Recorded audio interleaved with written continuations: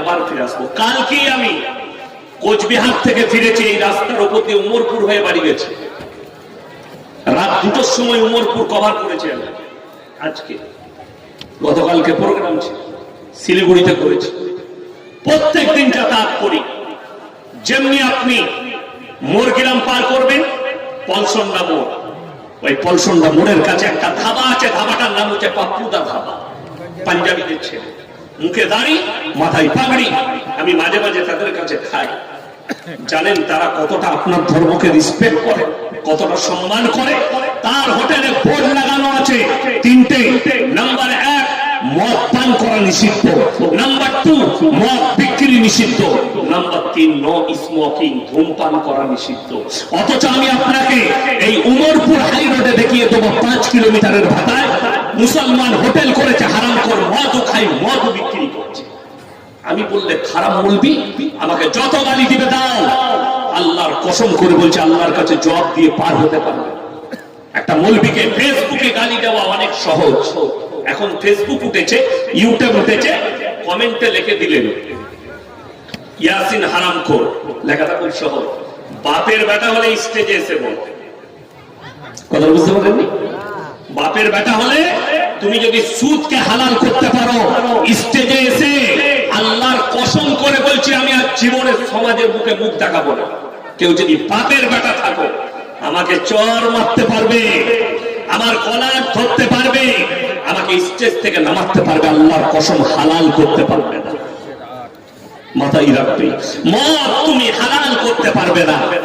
অথচ শুনে রেখে দেন, একটা অমুসলিম, আমি তার হোটেলে, আমি শুধু নয়, টুপি দাড়িওয়ালারা ঢুকলে তাদেরকে ভাড়েতে চা দেয়, কাগজের গিলাসে জল দেয়, প্লেটটা দেয় কাগজের প্লেট। জানেন কি বলছিল?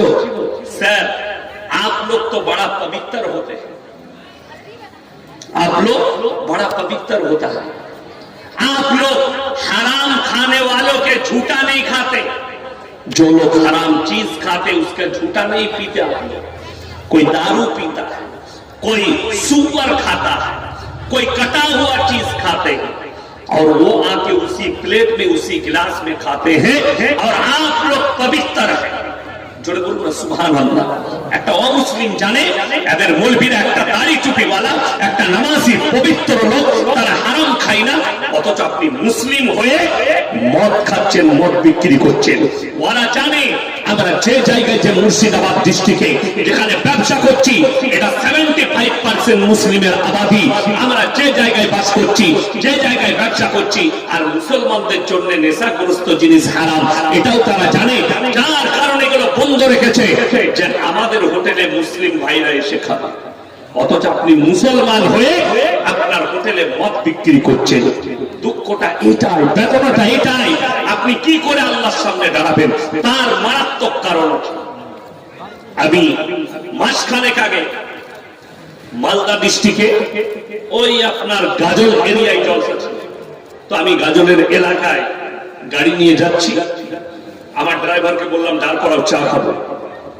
মাঝে মাঝে দাঁড়াই, আমি চা খাই। তো একটা দোকানে দাঁড়ালাম, তো একজন এসে বলে আসসালামু আলাইকুম। ওয়ালাইকুম সালাম। হুজুর ভালো আছেন? ভালো আছি। চাটা খান, আমি খাওয়াচ্ছি। তো সে দোকানিকে চা বললো, চাটা খেলাম। কি বলছে জানেন? চা খাওয়ার পরে, হুজুর একখান সিগারেট দেবো। সারা সিগারেট দিবেন? আমি ভয় খেয়ে গেছি। দোষ কিন্তু এই লোকটা নয়, আপনারা হাসছেন, এই লোকটা দোষ। এই লোকটা অপরাধী নয়, অপরাধীকে হুজুর, অপরাধীকে হুজুর। সে বললে আমাদের হুজুর যে খায়, মানে তার মসজিদের ইমাম সিগারেট খায়।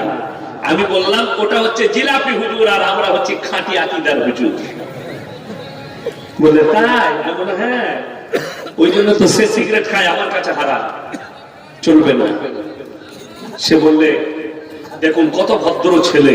সে আমার হাতটা ধরে বললে হুজুর আমি ভুল করে ফেলেছি, কিছু মনে করবেন না। আমি বললাম দেখুন, বলে আমাদের ইমাম খাই তো, ওই জন্য আমি বলে ফেলেছি। সে কতটা নিচু হয়ে আমার কাছে বললো। আমি যখন তাকে বুঝালাম, অনেকগুলো উক্তি দিয়ে বুঝালাম, যেমন আপনাকে বলে দিই, পানির বোতল দেন, ওইটাই দেন, খালিটাই দেন, ওই খালি বোতলটাই দেন। এই যে বোতলটা, এই বোতলটাই পানি দিয়েছে কাদিকে সভাপতি সাহেব স্টেজে যারা আছেন আমাদেরকে বক্তাদের জন্য, এটাই আপনারা পানি খাবেন। এই বোতলে যদি লেখা থাকে বিষ মিশানো আছে, আপনি খেলে মারা যাবেন, এটা আর পান করা যাবে না। ইসলামী শরীয়ত বলছে হারাম। যারা আত্মহত্যার পথ বেছে নেবে, একটা সিগারেট আর গুটকা আর বিড়ির প্যাকেটে লেখা আছে হানিকারক, ক্যান্সারের কারণ, আর কোরআনে আছে তোমরা নিজেদের জীবনের মূল্য দাও। এই জীবনটা যেটা আল্লাহ দান করেছে এটা তোমার নয়, এটা আল্লাহর দেয়া নিয়ামত। আর এর সঙ্গে যারা খেয়ানত করবে আল্লাহর কাছে কিয়ামতের দিনে হিসেব দিতে হবে। আপনি বিড়ি খেয়ে সিগারেট খেয়ে, আমাদের দেশে তো অবাক হয়ে যাবে, কিছু মুসল্লি আছে সকালবেলায় বিড়ি না খেলে তাদের হাগাই হয়। হ্যাঁ, মসজিদের পায়খানা ঘরে ঢুকেও বিড়ি টানবে, তারপরে ইমাম সাহেব ঢুকে যে ইমামের বমি হয়ে গেছে গন্ধে। আপনি নিজে বলছেন হাদিস মানি, কত কষ্ট লাগে। মুসলমান কত নেমক হারাম। আল্লাহ রাসূলের ওই হাদিসটা মানছে। নবীজি বললেন কাঁচা পেঁয়াজ খেয়ে মসজিদে যাওয়া যাবে না, তোমরা যেও না। আপনি আমল করলেন যে কাঁচা পেঁয়াজ খেয়ে যাবো না, এর ব্যাখ্যা কি? মুখের দুর্গন্ধে তোমার পাশের লোক কষ্ট পাবে। আর রাসূলের হাদিস, তোমরা মুমিন ততক্ষণ হতে পারবে না যতক্ষণ পর্যন্ত তোমার কাছ থেকে তোমার প্রতিবেশী সুরক্ষিত নয়, তাকে সুরক্ষা দিতে হবে। আপনি ভেবে দেখুন, আপনি বুঝতে পারলেন পেঁয়াজের গন্ধ আছে, আচ্ছা বিড়ি সিগারেট গুটখার গন্ধটা কি হাতুড়ের মতো সেম? না, ওটা তো আরো খারাপ, আরো খারাপ। কিন্তু মুসলমান খাচ্ছে। সব থেকে বেশি কষ্ট কে পায়? আমি আপনার পাশে 5 মিনিট দাঁড়িয়ে নামাজ পড়বো, ঠিক কিনা কথা বলে 6 মিনিট করবো, আপনার স্ত্রী সব থেকে বেশি কষ্ট পাবে। যার কাছে এশার নামাজ পড়ে 6 থেকে 7 ঘন্টা ফজর পর্যন্ত আপনি ঘুমান, তোমার স্ত্রীকে জিজ্ঞেস করো। আমাদের দেখবেন মাঝে মাঝে ভালোবেসে অনেকজনের স্ত্রীকে জড়িয়ে ধরে না, এদিকে এসো, তোমার মুখে দুর্গন্ধ এসে মনে মনে ভাববে হাত পুরোর বেড়া তোকে ঝাঁটা মারতে মন যায়, করবো কি স্বামী, কি বুঝলেন?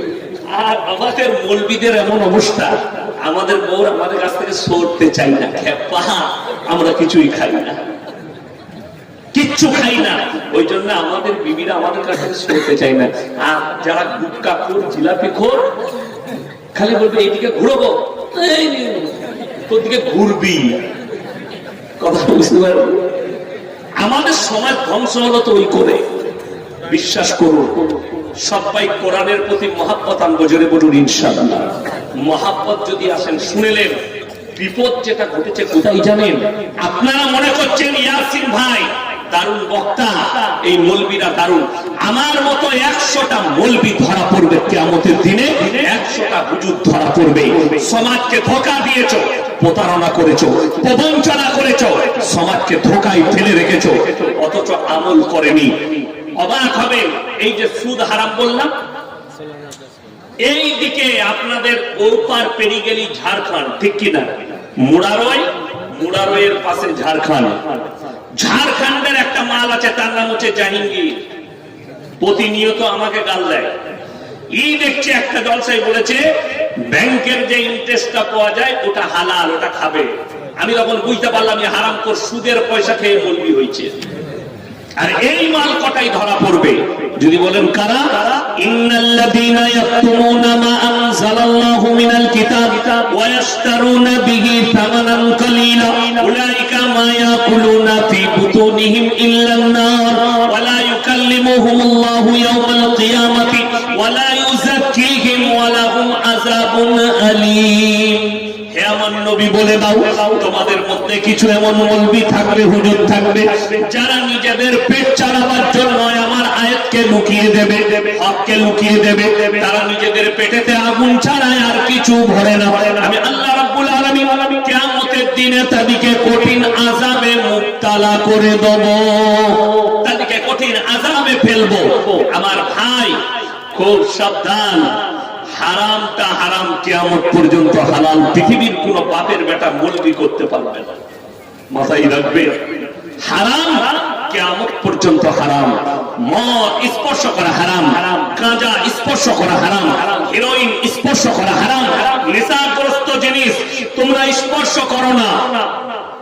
আল্লাহ বলে দিলেন হারাম। আপনি কি করে, রাসূল বললেন হারাম, আপনি কি করে এগুলোকে ব্যবহার করতে পারেন? আপনি নিজের জিন্দেগিটা নিজে একবার ভেবে দেখুন।